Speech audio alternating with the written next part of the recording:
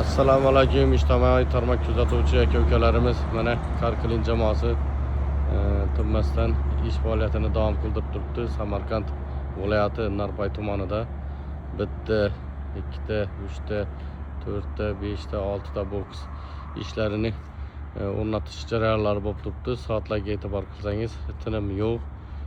Ish qizg'in pallasida professional ustalarimiz tomonidan amalga oshirilib turibdi.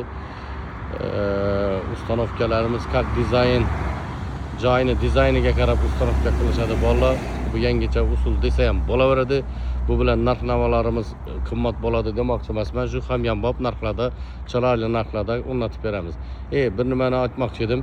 Основной elektronika tomoni emas, основной mexanika tomoniga e'tibor qaratishlaringizni so'rayman, hurmatli sammoy oluvchi mijozlar uchun. Sababi bizda faqat original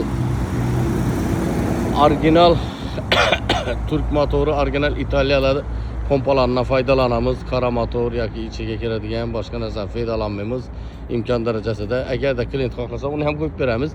Lekin bizda imkon darajasida unaqa sifatsiz narsalardan foydalanmaymiz. Ko'rasiz, hozir test jarayonlarini ichkariga ko'rsataman. Mana bir yangicha usulda test jarayonlari bo'lib turibdi. Ya'ni ekonom ximika deb aytiladi. Sepishlariga gap bo'lmaydi. Mana haqiqiy volt motor Italiya pompalaridan hozircha test jarayonlari bo'lib turibdi. Keyinchalik mana bu 3 ta bochka qo'yiladi. Professional ukamiz tomonidan amalga oshirilib turibdi. Elektroshitini ham o'zi qiladi, platalarni ham o'zi qiladi. Ya'ni yaxshi tajribaga ega, begona emas. Mana shunaqa chiroyli qilib o'rnatib beramiz.